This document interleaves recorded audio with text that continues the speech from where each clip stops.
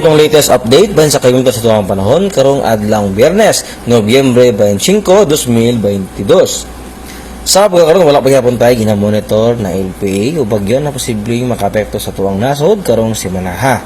Kining Intertropical Convergence Zone kung ITCZ karon mao yung nagapekto sa may Mindanao ug sa may Palawan.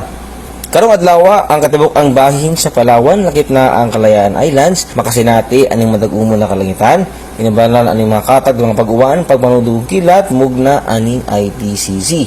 Samtang ang tibuok Visayas ug ang Occidental Mindoro makasinati aning mga tempo sa panahon gawas na lamang aning mga lumalabay na mga pag-uwan pagmanudug kilat mugna aning mga localized thunderstorms. Padayon ang mag-monitor sa atong mga gipang issue ng mga thunderstorm advisories ug uban pang rainfall warnings.